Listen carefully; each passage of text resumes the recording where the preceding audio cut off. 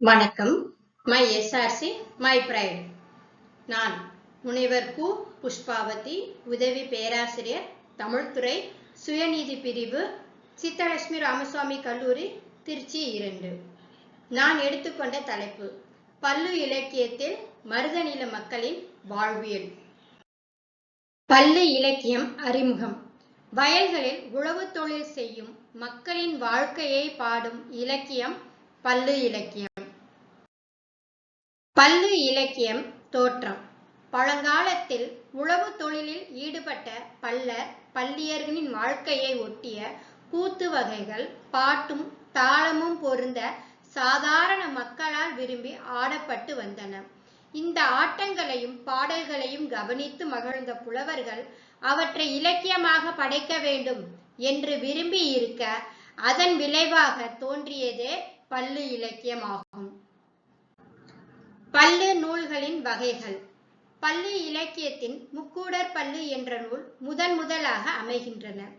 இந்நூல் 17ஆம் நூற்றாண்டின் இறுதியில் தோன்றியது என்பர்.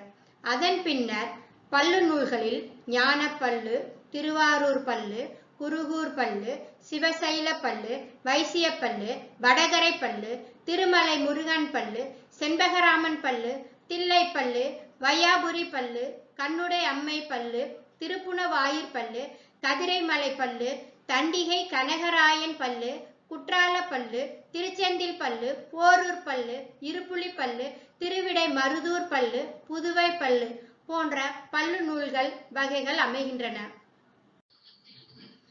பல்லு இலக்கியத்தின் வேறு பெயர்கள். பல்லு என்ற இலக்கிய வகை பல்லு நாடகம், பல்லு, மூவகை தமிழ், பல்லேசல், பல்லிசை என்ற பெயர்களும் காணப்படுகின்றன. இப்பெயர்களால் பல்லு என்ற இலக்கிய வகை நடித்தற்கு உரியது, பாடுவதற்கு உரியது என்றும் அமைகின்றன. இவை மட்டுமன்றி இயல், இசை, நாடகம் என்ற முத்தமிழுக்கும் உரியதாக இந்த பல்லு நூலானது அமைகின்றன. பல்லு இலக்கியத்தின் இலக்கணம். பல்வேறு சிற்றிலக்கிய வகைகளுக்கு உரிய இலக்கணத்தை பாட்டியல் நூல்கள் கூறுகின்றன. ஆனால் இப்பாட்டியல் நூல்களில் பல்லு என்ற சிற்றிலக்கிய வகையின் இலக்கணம் காணப்படவில்லை. ஆனால் நவநீத பாட்டியலில் பிற்காலத்தில் சேர்க்கப்பெற்றுள்ள பல பாடல்கள் காணப்படுகின்றன. அவற்றுள் 4 பாடல்களில் உழத்தி பாட்டு என்றால் என்ன என்ற விளக்கப்படுகின்றன. உழத்தி பாட்டை குறிப்பிட்டு விட்டு இதை பல்லும் என கூறுகின்றன. வீரமா முனிவர் இயற்றிய சதுர அகராதியில் தொகை அகராதி என்ற பிரிவில் சிற்றிலக்கிய வகைகள் பலவற்றின் விளக்கங்கள் கூறப்படுகின்றன. அவற்றுள் உழத்தி பாட்டு என்பதன் விளக்கமும் உள்ளது. பல்லு நூல்களில் பொருள் அமைதிசார் அடிக்கருத்துக்கள். பல்லு நூல்களில் பொருள் அமைதிசார் அடிக்கருத்துக்கள் பின்வருமாறு காணலாம். பல்லியர் வரவு, பல்லன் வரவு, குடித்தரம் கூறல், குயில் கூவுதல், நாட்டு வளம், மழை வேண்டி தெய்வம் போற்றுதல், மழை குறியோர்தல், ஆற்றின் சிறப்பு, பண்ணை தலைவன் வரவு, மூத்த பள்ளி முறையீடு.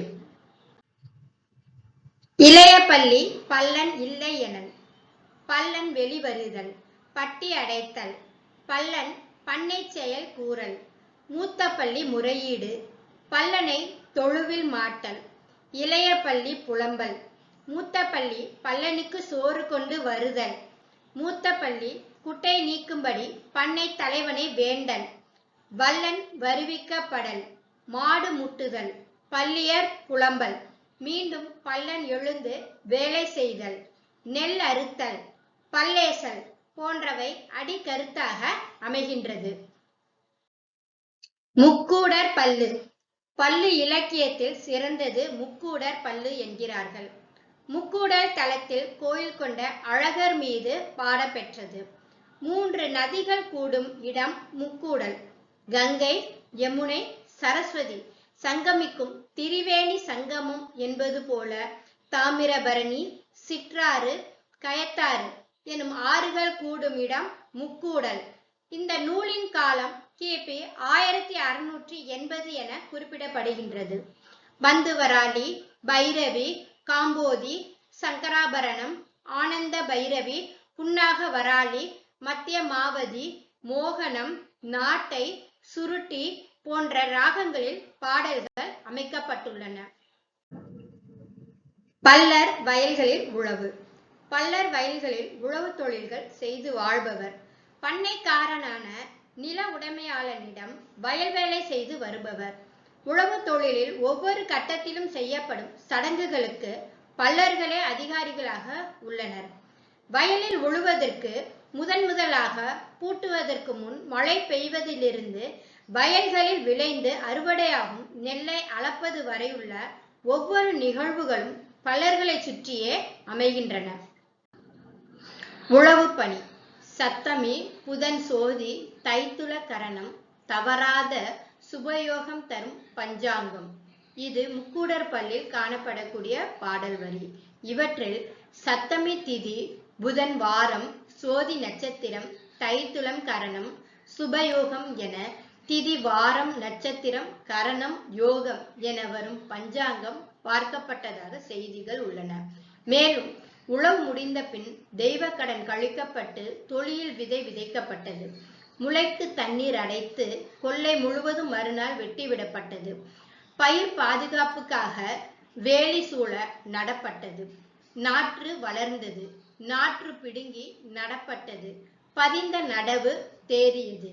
இவ்வாறு உழவு பணியானது முக்கூடர் பல்லில் விளக்கப்பட்டுள்ளன.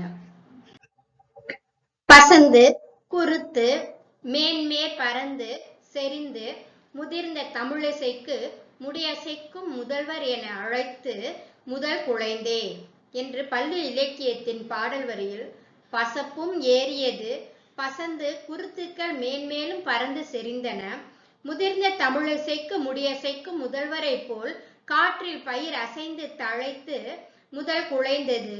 வணங்கிய பின் கதிர் முதிர்ந்து இடை பழுத்தது. விளைவு அறுவடைக்கு தயாராகிறது. உளவியலின் பல்வேறு செயல்முறைகள் அனைத்தும் சிறப்புற அமைக்கப்பட்ட நிலையில் விளங்குகின்றது இப்பள்ளி இலக்கியத்தில். உழவு தொழில் தொழில்நுட்ப நுணுக்கம்.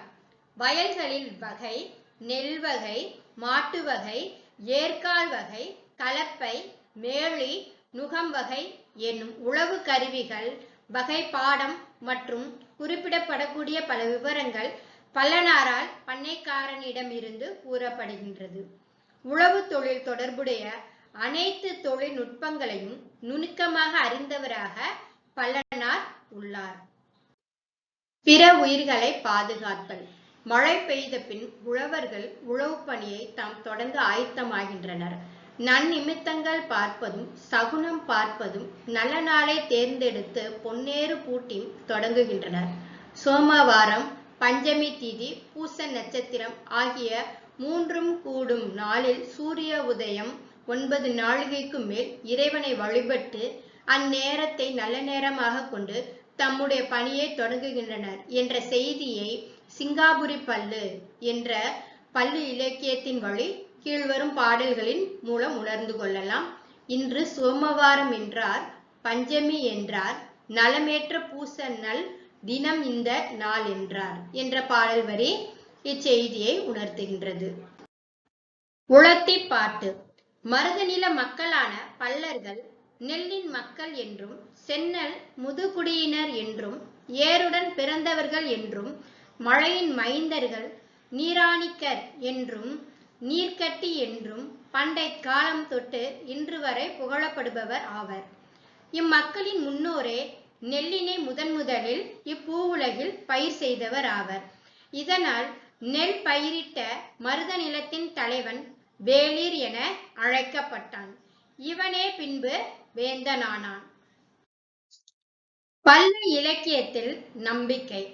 நல்வினை செய்தவர்களின் உயிர்கள் இறந்த பின் மேலுலகத்திற்கு செல்லும் என்றும், உலகில் மருத நிலத்தின் அரசனாயிருந்தவன் மறுமையில் மேலுலகத்திலும் அரசனாவான் என்றும் மருத நில மாந்தர் கருதி முதலில் இறந்த அரசனையே வேந்தன் என்று பெயரிட்டு வணங்கினார்கள். மழை மேலிருந்து பெய்வதால் மேலுலக வேந்தனாகிய தங்கள் தெய்வத்தினிடம் இருந்தே வருவதாக கருதி மழை வளத்திற்காகவும் அவனை வழிபட்டார்கள். சிலப்பதிகாரத்தில் உழவர் பாடல்கள். சிலப்பதிகாரம் மருதநில மக்கள் வாழ்க்கையை அதாவது வயலும் சார்ந்த இடத்திலும் உள்ள மக்களின் வாழ்க்கையை கூறுவதை காண முடிகின்றது. அப்போது இளங்கோவடிகள் ஏர்மங்கலம், முகவை பாட்டு என்பவற்றை குறிப்பிடுகின்றார். ஏர்மங்கலம் என்பது யாது? முதலாக ஒரு நல்ல நாளில் ஏரை பூட்டி உழத் தொடங்குவதே பொன்னேர் பூட்டல் என்பர். இவ்வாறு பொன்னேர் பூட்டி நின்ற உழவர்கள் நம் உழவு கருவியாகிய ஏரை வாழ்த்தி நன்கு விளையுமாறு வேண்டி பாடும் பாட்டு ஏர்மங்கலம் எனப்படும். சிலப்பதிகாரம் காட்டும் ஏர்மங்கலம், முகவை பாட்டு என்பன உழவர்களின் வாழ்க்கையை காட்டுகின்றன. இவ்வாறு உழவர்களின் வாழ்க்கையை பெருமைப்படுத்தும் சிலப்பதிகாரம் பள்ளு இலக்கியத்தையும் பெருமைப்படுத்துகின்றது. பள்ளு இலக்கியத்தில் சிறப்புமிக்க ஒரு பண்ணையிலே பல்லன் ஒருவன் பரம்பரையாக பயிர் தொழில் செய்து வருகிறான். பல்லன் உழவு தொழிலில் ஈடுபட்டான் என்பதையும் வயலும் சார்ந்த இடமும் மருதநில பகுதியாக கூறப்பட்டது எனவும், பல ஊர்களில் வாழ்ந்த பல்லர்கள் மருதநில உழவர்கள் என்றும், உழவு தொழிலால் நெல் முதலிய பொருள்கள் விளைவிக்கும் உழவர்கள் நாட்டின் உயிர் நாடியாகவும் கருதப்பட்டனர் எனவும் சிலப்பதிகாரம் வழி பல்லர்களின் சிறப்பை நாம் உணரலாம். மழை குறி ஓர்தல். மழை பொழிய ஐம்பூதங்களாகிய நிலம், நீர், காற்று, நெருப்பு, ஆகாயம் ஆகியன ஒளி பெற்று விரவின. சூழ் கொண்ட மேகத்தோடு வானம் சிவந்தது. ஸ்படிகம் போன்ற வெண்மை நிறம் பச்சை நிறமாய் மேகத்தின் மேற்கு கட்டியாக தோன்றியது. கருமேகங்கள் காளி போல் காட்சியளித்தன. அந்த மேகம் உயர்ந்த மலை உச்சியில் தங்கியது. மேகம் ஒன்று திரண்டு அன்பான உள்ளத்தில் இன்பம் போல் உறுதியாக இருந்தது. கடலை நாடி தானாக ஓடியது. மின்னல் சிவஸ்வரூபம் போல் ஒளி வீசியது. திருவைந்தெழுத்தே இடியாக 8 திசையிலும் முழங்கியது. பள்ளு இலக்கியத்தில் மீன்கள் பற்றிய பட்டியல். மீன்கள் பற்றிய பட்டியல் பள்ளு இலக்கியத்தில் உண்டு. அவை ஐந்தி, ஐரை, ஆரால், உய்யம், உழுவை, எண்ணெய் மீன், ஓராமீன், கசலி, கடந்தாய், கருங்கண்ணி, கெண்டை, கெளிறு, கெளுத்தி, குரவை, கூனி, கோலை, சாம்பன், மணலி, மத்தி, மைந்தி, மலங்கு, வரால், வாளை, சல்லை, சாலை, திருக்கை, துதிக்கை, மூக்கன், தேளி, நொறுக்கி, பசலி, பஞ்சாலை, பன்னாக்கு, பறவை மற்றும் பாசிமீன், பொத்தி, மகரம், மடந்தை என பல வகை மீன் வகை பட்டியல் உண்டு. பள்ளு இலக்கியங்கள் இவற்றை பதிவு செய்யாமற் போனால் பல தகவல்கள் நமக்கு தெரிய வராமலேயே போயிருக்கும். பள்ளு இலக்கியங்களில் நெல் விதைகளின் வகைகள். சித்திரக்காளி, வாளான், சிறைமீட்டான், மணல்வாரி, செஞ்சம்பா, கருஞ்சூரை, சீரகச்சம்பா, முத்துவிலங்கி, மலை முண்டன், பொற்பாலை, நெடுமூக்கன், அரிக்கிராவி, மூங்கீர் சம்பா, கத்தூரி, வாணன், கடைக்கழுத்தன், இரங்கல் மீட்டான், கல்லுண்டை, பூம்பாலை, பார்க்கடுக்கன், வெள்ளை, புத்தன், கருங்குருவை, புனுகு சம்பா போன்றன பல்லன் ஒரு பாட்டில் நெல் விதைகளின் வகைகளை சொல்கின்றான். பள்ளு இலக்கியத்தில் மாட்டின் வகைகள். குடைக்கொம்பன், செம்மறையன், குத்துக்குளம்பன், மேழை, குடைச்செவியன், குற்றாலன், கூடு கொம்பன், வடற்புள்ளை, கரும்போரான், மயிலை கழற்றி, கண்ணன், மட்டை கொம்பன், கருப்பன், மஞ்சள் வாளன், படப்பு, புடுங்கி, கொட்டை, பாக்கன், கருமறையன், பசுக்காலன், அணிற்காலன், படலை கொம்பன், விடர்த்தலை பூநிறத்தான், வெள்ளை காளையும், இந்த உண்டு ஆயிரமே என மாட்டின் வகைகளை பள்ளு இலக்கியத்தில் பட்டியலிடப்படுவதை நாம் உணரலாம். மாட்டின் யோகச் சுழிகள், யோகமற்ற சுழிகள். தாமணி சுழி, இரட்டை கவம், வாசிகம் சுழி, கோபுரச் சுழி, நீர் சுழி, ஏறு பூரான், லட்சுமி சுழி, பட்டி சுழி, விபூதி சுழி, ஏறு நாகம் என்பன நல்ல சுழிகளாக கருதப்படுகின்றன. முக்கன் அல்லது அக்னி சுழி, குடைமேல் குடை, ஒத்தை கவம், விலங்கு சுழி, பாடை சுழி, பெண்டுளந்தான் சுழி, இறங்கு பூரான், நாகப்படம், அவற்றுள் முன்னாகும் பின்னாகும், தட்டு சுழி, துடப்ப சுழி, விரிக்கட்டு அல்லது புட்டாணி சுழி, 7 கட்டு பாடைக்கட்டு, வால் முடங்கி, இறங்கு நாகம் என்பன தீய சுழிகளாக கருதப்படுகின்றன. உழவின் மேன்மை. உழுதுண்டு வாழ்வாரே வாழ்வார், மற்றெல்லாம் தொழுதுண்ட பின் செல்பவர் என உழவின் மேன்மையை வள்ளுவர் உலகுக்கு பறைசாற்றுகின்றார். இவ்வகை உழவு தொழிலின் சிறப்பை பள்ளி இலக்கியத்திலும் நாம் காணலாம். உழவு தொழில் அன்றி பிற தொழில்களும் மருத நிலத்தில் நடைபெற்றன. உழவு தொழிலையும் மீன் பிடித்தலையும் விழா இயற்றலையும் மருத நிலத்து மக்களின் தொழில்களாக கொள்ளலாம் என்பதை இந்த பள்ளி இலக்கியத்தின் வாயிலாக நாம் உணர்ந்து கொள்ளலாம். நன்றி.